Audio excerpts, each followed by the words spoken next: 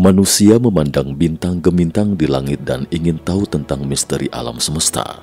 Seberapa jauh kita bisa melihat dengan teleskop super kuat? Bisakah melihat ujung alam semesta? Akankah ada tembok di sana? Dan apa yang ada di luar tembok? Pertanyaan-pertanyaan ini terkesan konyol dalam topik kita hari ini. Teka-teki ini telah menghantui manusia bumi selama ratusan tahun. Manusia memutuskan untuk membangun teleskop super hanya untuk melihat apa yang tersembunyi di balik kelap-kelip cahaya bintang. Teleskop Hubble adalah observatorium ruang angkasa terbesar yang pernah dibuat. Dia membawa umat manusia ke kedalaman alam semesta yang misterius untuk pertama kalinya. Di sana ada dua yang tidak pernah kita ketahui. Mengenai aspek terjang teleskop Hubble yang mengagumkan ini, kita harus memulainya dari awal. Melihat ke kedalaman alam semesta. Jarang ada instrumen ilmiah yang bernasib buruk seperti teleskop Hubble. Kita tarik mundur waktu ke tahun 1946. Astronom Lyman Spitzer, yang dikenal karena studinya tentang pembentukan bintang, menerbitkan sebuah makalah berjudul Astronomical Advantages of an Extraterrestrial Observatory. Inti dari makalah ini adalah membangun teleskop astronomi luar angkasa. Meskipun orang-orang merasa agak berfantasi, tapi ada dua sudut pandang dalam makalah dengan pengetahuan dan wawasan yang jelas dan menyeluruh. Pertama, luar angkasa dapat menyingkirkan gangguan atmosfer bumi terhadap cahaya bintang. Kedua, dapat mengamati panjang gelombang inframerah dan ultraviolet yang diserap oleh atmosfer. Artinya, kemampuan teleskop ruang angkasa akan jauh melebihi kemampuan teleskop berbasis darat, dan itu akan menjadi mata langit yang sebenarnya. Washington DC 1968.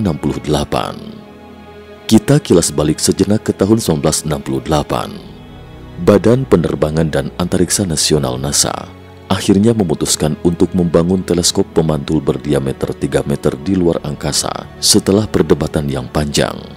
Tetapi proyek ini berulang kali tertunda. Salah satu alasannya, teknologinya terlalu sulit. Kedua, menguras anggaran dana yang terlalu tinggi, sehingga proyek aktualnya harus menunggu 10 tahun kemudian atau pada tahun 1978. Kongres AS akhirnya menyetujui proyek tersebut, tetapi mengharuskan diameter teleskop yang semula 3 meter dikurangi menjadi 2,4 meter. Jangan remehkan 0,6 meter ini, karena bisa menghemat biaya hampir setengahnya. 1979, Connecticut AS. Kita kembali ke tahun 1979. Perkin Elmer, sebuah perusahaan teknologi optoelektronik, mulai membuat teleskop luar angkasa, komponen optik yang paling penting, lensa. Mereka menggunakan mesin poles yang dikontrol secara elektronik yang ekstrim rumit untuk memoles lensa. Pemolesan lensa berlanjut dari 1979 hingga Mei 1981. Karena teknologinya terlalu rumit, progres pemolesan jauh di belakang jadwal. Selain teleskop itu sendiri yang sulit dibuat, juga harus mempertimbangkan bagaimana menggunakan pesawat ulang-alik untuk mengirim benda raksasa seperti itu ke angkasa, sekaligus memastikan berbagai komponennya tidak rusak di bawah getaran kuat. Ini juga yang menguras otak para ilmuwan ketika itu. Produsen pesawat Lockheed juga jauh di belakang jadwal dalam transformasi pesawat ruang angkasa, sehingga NASA terpaksa harus menunda lagi jadwal peluncuran teleskop ruang angkasa. Setelah 5 tahun tertunda, teleskop dan pesawat ruang angkasa akhirnya berhasil digabungkan. Teleskop luar angkasa yang belum pernah ada sebelumnya ini diberi nama Hubble untuk mengenang astronom Hubble yang menemukan pergeseran merah yang memberi dukungan kuat pada teori Big Bang. Saat itu semuanya sudah siap, hanya tinggal menunggu waktu dan teleskop Hubble dijadwalkan diluncurkan pada Oktober 1986. Para pecinta astronom di seluruh dunia sangat menantikan momen ini. Tapi sayangnya, harapan tidak sesuai keinginan. Pada 28 Januari 1986, ini adalah hari yang menyedihkan dalam sejarah kedirgantaraan dunia. Pesawat ulang-alik Challenger tiba-tiba meledak 73 detik kemudian setelah lepas landas, menewaskan ke-7 astronot. Kecelakaan itu menghentikan semua proyek yang dijadwalkan akan diluncurkan menggunakan pesawat ulang-alik termasuk teleskop luar angkasa Hubble. Semua komponennya terpaksa disimpan di ruang murni tanpa debu dalam kategori berbeda. Waktu untuk peluncuran ulang pun menjadi tidak terbatas. Para astronot yang semula dijadwalkan memasang teleskop Hubble di luar angkasa terpaksa berlatih secara berulang di dalam air. Pelatihan ini terutama untuk mensimulasikan lingkungan bebas gravitasi di luar angkasa. Meskipun ada gravitasi di dalam air, tapi itu jauh lebih kecil daripada di permukaan. Setelah sekitar 3 tahun kemudian, pada 24 April 1990, akhirnya momen untuk meluncurkan kembali teleskop Hubble pun tiba. Diiringi deru api pesawat, terlihat teleskop besar yang menempel di perut pesawat ulang-alik Discovery.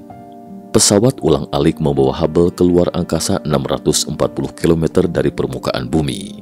Dari 24 hingga 29 April, 5 astronot akhirnya berhasil memasang teleskop dengan cermin utama setinggi 2,4 meter, panjang sekitar 16 meter, dan berat sekitar 11 ton di luar angkasa.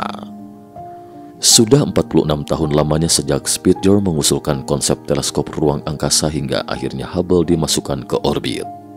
Pada 20 Mei 1990, Hubble membidik gugus bintang terbuka NGC 3532. Giroskop diaktifkan, memotret dengan fokus stabil, kemudian mengirim gambar pertamanya kembali ke bumi. Namun para ilmuwan terkejut mendapat Hubble tampaknya tidak mencapai efek pengamatan yang diharapkan. Selanjutnya gambar demi gambar pun dikirim ke bumi, tapi orang-orang semakin kecewa karena gambar-gambar yang dikirim Hubble tampak buram dan tidak jelas. Beberapa di antaranya bahkan terlihat adanya lingkaran cahaya yang aneh. Ini menunjukkan bahwa ada yang tidak beres dengan Hubble, seperti mengidap miopia tinggi dan tidak bisa melihat dengan jelas sama sekali. Setelah diselidiki lebih lanjut, para ilmuwan akhirnya menemukan sebabnya. Masalahnya terletak pada cermin utama yang dibuat oleh Perkin-Elmer. Para ilmuwan menemukan lensa pada teleskop tersebut bergeser sebanyak 1/50 ketebalan rambut manusia. Kesalahan kecil inilah yang membuat kemampuan pengamatan Hubble 20 kali lebih rendah daripada yang telah dirancang sebelumnya. Ilmuwan NASA berusaha mencari solusinya. Jika tidak mungkin bagi astronot untuk mengganti cermin utama 2,4 meter di luar angkasa, maka hanya ada satu cara, yaitu dengan menambahkan kamera baru untuk memperbaiki kesalahan pada lensa primernya. Pada Desember 1993, ketika Hubble berada di orbit selama 3 tahun, misi perbaikan pertama secara resmi dilakukan. Ini adalah tugas pemasangan yang sangat rumit. Tujuannya adalah untuk memperbaiki kesalahan 2 mikron. Sebuah tugas yang sulit untuk diselesaikan di bumi, apalagi di ruang angkasa di mana tidak ada gravitasi sama sekali. Untuk menyelesaikan perbaikan ini, para astronot kembali menjalani pelatihan yang melelahkan selama 11 bulan di kolam sambil menghadap replika Hubble. Ini juga merupakan misi yang tidak boleh gagal. Jika gagal lagi, Kongres dan publik akan kehilangan kepercayaan pada Hubble dan tidak akan ada lagi anggaran tambahan untuk Hubble. Dengan demikian, teleskop luar angkasa Hubble pun akan sepenuhnya menjadi produk yang gagal. Dari tanggal 2 hingga 13 Desember 1993, 7 astronot merasakan perjalanan yang tak terlupakan di luar angkasa. Karena presisinya terlalu tinggi, terlalu sulit untuk dipahami, mereka hanya dapat melakukan proses debugging secara berulang, mengoreksi dan mendebug lagi dan koreksi lagi. Akhirnya setelah 10 hari perbaikan, pekerjaan perbaikan pada teleskop Hubble pun selesai. Pada Januari 1994, para astronom yang gelisah mengerahkan Hubble ke Messier 100, galaksi terbesar dan paling terang di gugus galaksi Virgo, memotret foto berikutnya. Hubble kemudian mengirim foto itu kembali ke bumi. Ini adalah foto menakjubkan yang indah. Orang-orang nyaris tidak percaya dengan penglihatan mata mereka ketika melihat foto itu. Ini adalah galaksi spiral berdesain agung yang luar biasa. Jaraknya sekitar 55 juta tahun cahaya dari bumi, dengan diameter sekitar 107.000 tahun cahaya, dan ukurannya 60% dari Bima Sakti. Dalam gambar 2 lengan spiral Messier 100 tampak terlihat erat. Pusat galaksi di tengah bersinar terang, berisi ratusan miliar bintang yang terbakar seperti matahari. Foto ini tampak begitu jelas. Tidak diragukan lagi, teleskop ruang angkasa adalah satu-satunya cara bagi umat manusia untuk mengamati alam semesta, dan Hubble akhirnya berhasil. Setelah sukses dengan misinya, Hubble mengalihkan pandangannya ke M87, sebuah galaksi elips yang berjarak 50 juta tahun cahaya dari bumi. Inti galaksi ini memancarkan semburan plasma energi tinggi yang sangat besar yang membentang sejauh 4.900 tahun cahaya. Materi apa sebenarnya yang bisa memancarkan energi sebesar itu? Hubble menghabiskan banyak waktunya untuk terus mengamatinya. Jika ingin melihat lebih dekat, maka perlu terus memperpanjang waktu pencahayaan. Dan akhirnya Hubble mendapatkan kesimpulan. Ternyata ada lubang hitam besar di tengah galaksi M87. Masanya sekitar 6,5 miliar kali massa matahari. Karena masanya sangat besar, piringan akresi gas galaksi ini tertarik ke sekitarnya.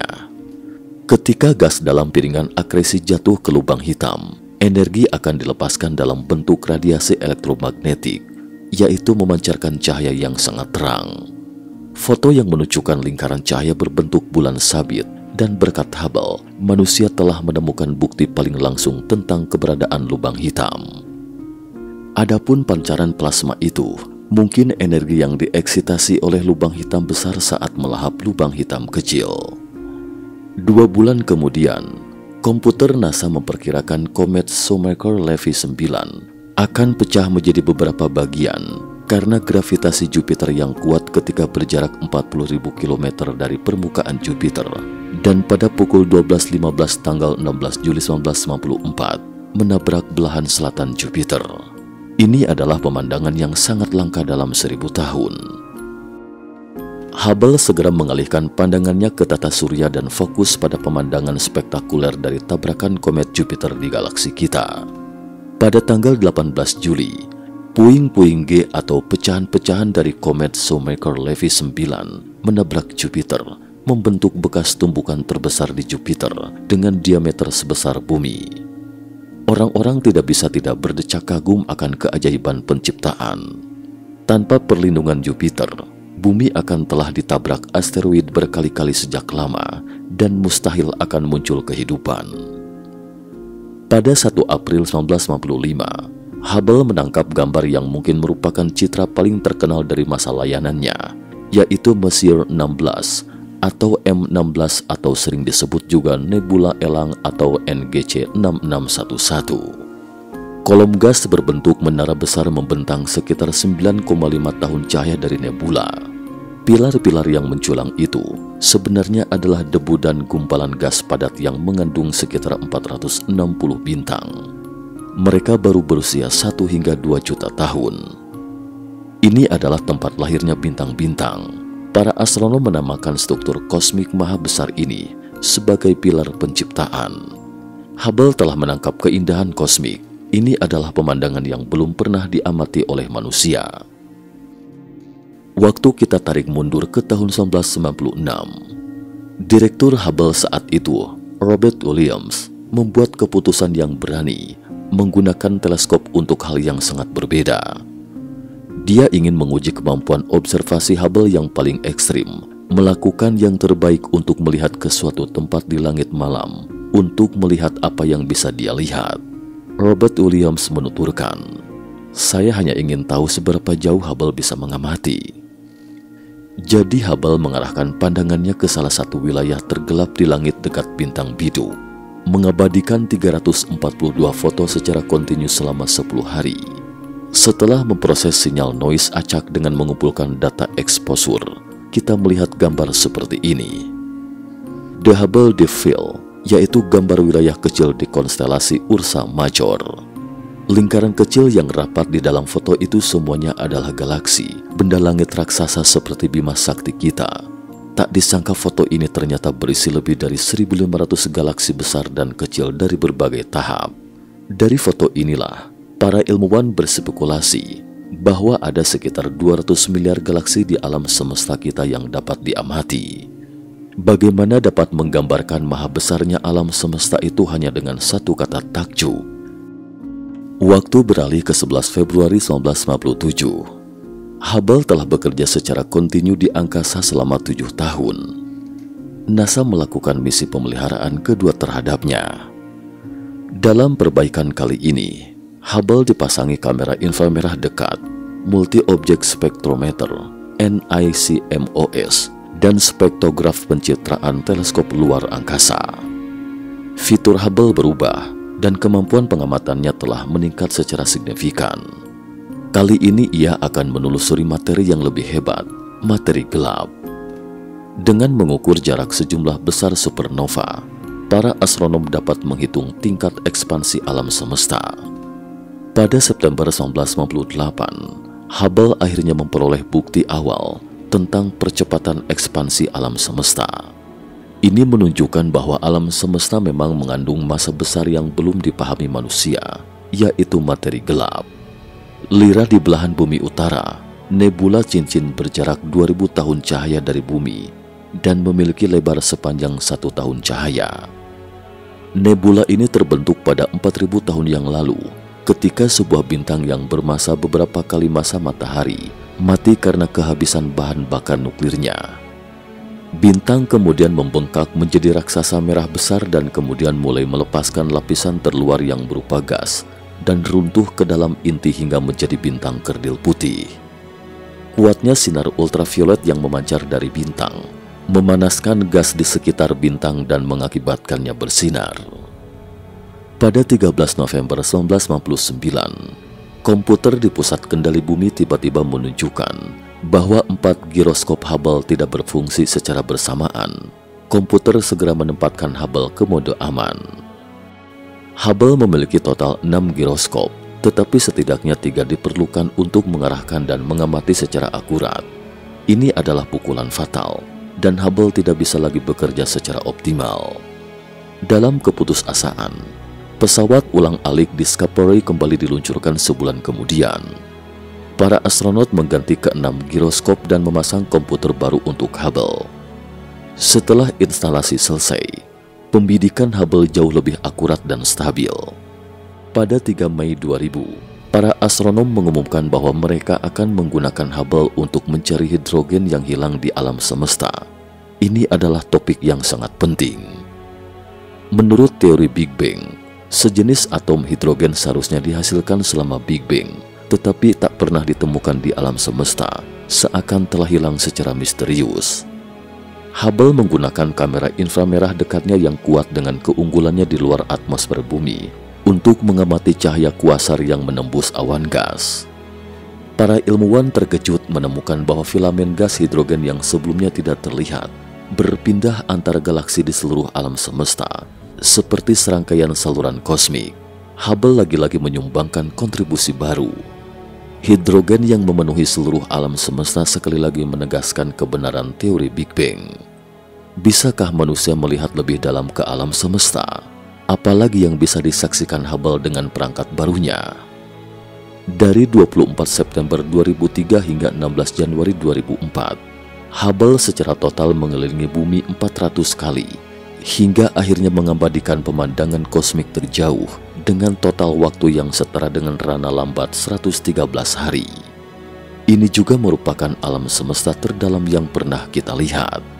Foto ini disebut Hubble Ultra Deep Field, yaitu sebuah gambar dari wilayah kecil angkasa di rasi bintang Fornax. Foto itu berisi 5.000 galaksi. Di antaranya galaksi yang terjauh ini terbentuk pada 13 miliar tahun silam. Orang-orang seakan telah melakukan perjalanan lorong waktu, dapat melihat gambar-gambar kuno 800 juta tahun kemudian setelah Big Bang.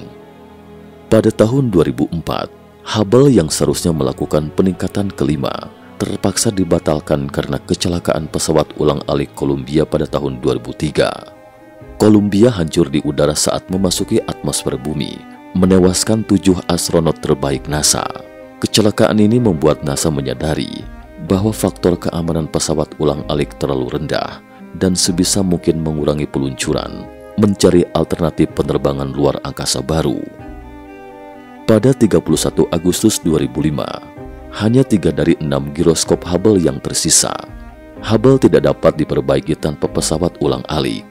Pusat kendali mau tidak mau harus mematikan giroskop ketiga, memungkinkan Hubble beroperasi dalam mode 2 giroskop yang terbatas. Namun tidak ada yang menyangka, Hubble yang bekerja dengan perangkat terbatas ternyata berhasil mengamati bukti langsung dari materi paling misterius di alam semesta setahun kemudian, yaitu materi gelap. Wilayah biru dalam foto klaster bulat yang terkenal ini menampung sebagian besar massa dari 2 gugus galaksi. Inilah wilayah tempat materi gelap misterius berada. Menurut ilmuwan, materi gelap menyumbang 85% dari total materi di alam semesta. Tetapi pada tingkat pengetahuan manusia saat ini, masih belum bisa mengetahui unsur apa sebenarnya yang membentuk materi gelap. Karena nyawa para astronot adalah yang paling berharga, NASA tidak bisa membiarkan para astronot mempertaruhkan nyawa mereka untuk memperbaiki Hubble di angkasa. Jadi NASA mulai membahas rencana untuk meninggalkan Hubble. Kabar ini pun tersebar luas, dan tidak ada yang menyangka media publik di seluruh dunia menentang keras tindakan NASA ini. Hubble tidak hanya sekedar perangkat luar angkasa, tapi lebih seperti utusan alam semesta seluruh umat manusia, adalah mata planet biru kecil kita untuk menjelajahi alam semesta. Waktu kita tarik mundur ke tahun 2006, administrator baru NASA Michael Gervin mengadakan konferensi pers. Di bawah tekanan yang sangat besar, dia memerintahkan dimulainya kembali misi pemutakhiran pada perbaikan Hubble yang terakhir. Tepuk tangan meriah seketika bergemuruh di ruang konferensi begitu mendengar keputusannya. Hubble telah banyak menemukan keajaiban alam semesta, sehingga orang-orang merasa sayang jika Hubble dipensiunkan. Para astronot kembali terjun ke kolam untuk pelatihan. Perbaikan terakhir harus dipastikan berlangsung sesuai harapan. Setelah 3 tahun persiapan yang cermat, pesawat ulang-alik Discovery kembali diluncurkan ke angkasa pada tahun 2009. Selama 10 hari misi perbaikan, Hubble dipasangi peralatan kamera baru, mengganti baterai lama yang telah berusia 19 tahun, dan 6 giroskop baru dengan presisi lebih tinggi, serta sistem panduan ruang baru. Ini adalah pemandangan terakhir sebelum meninggalkan Hubble. Dan sejak itu manusia tidak mungkin lagi ke angkasa untuk membantu Hubble.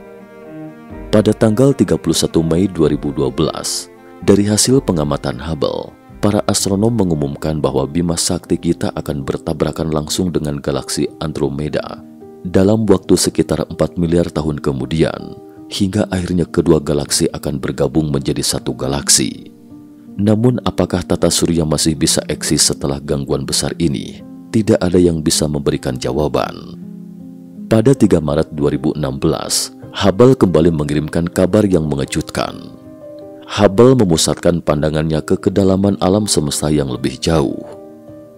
GNZ11, galaksi terang yang baru lahir ini ketika itu terlihat 13,4 miliar tahun di masa lalu, hanya 400 juta tahun setelah Big Bang atau ledakan besar. Ini adalah momen terdekat dengan Big Bang yang telah diamati sejauh ini. Pada Juni 2018, sebuah bintang aneh ditemukan oleh para astronom. Orbitnya tampak ganjil.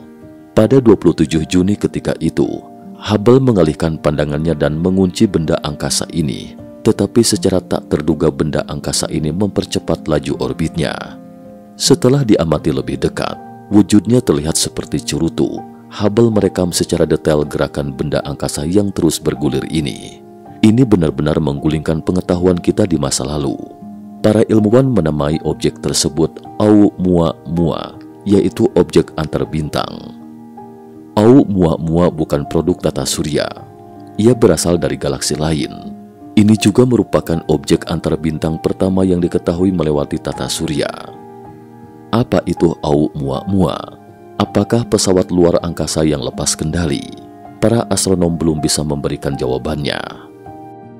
Setelah memasuki tahun 2021, kualitas pengamatan Hubble menurun drastis. Secara otomatis masuk ke mode aman 3 kali setahun. Hubble yang berusia 31 tahun sudah sangat tua. Sudah 12 tahun tidak terawat. Mungkin suatu hari Hubble akhirnya akan menjadi sejarah. Hubble telah melakukan lebih dari 1,5 juta pengamatan ilmiah sejak diluncurkan pada tahun 1990, membantu para astronom menerbitkan puluhan ribu makalah ilmiah. Hubble menghasilkan 10 terabyte data per tahun. Saat ini, Total data yang disimpan lebih dari 300 terabyte, jauh melampaui volume data Perpustakaan Nasional AS, merupakan instrumen ilmiah paling produktif dalam sejarah. Gambar yang diambil oleh Hubble tidak memiliki batas antara negara dan ideologi. Tidak ada perbedaan bahasa atau budaya dalam bidang penglihatannya. Siapapun dapat melihat gambar-gambar ini secara gratis. Gambar-gambarnya spektakuler dan sederhana. Ini mengingatkan kita betapa kecilnya manusia di alam semesta maha luas yang penuh dengan misteri. Hubble adalah produk dari puluhan ribu ilmuwan dan ratusan ribu insinyur. Ia mencerminkan keinginan kita yang tiada henti untuk menjelajahi segala sesuatu yang belum atau tidak diketahui. Keinginan inilah yang mendorong Hubble terus bergerak maju, dan maju lagi sampai memperluas medan penglihatannya hingga 13,4 miliar tahun cahaya. Cukup sekian dulu topik kita hari ini. Terima kasih atas perhatiannya.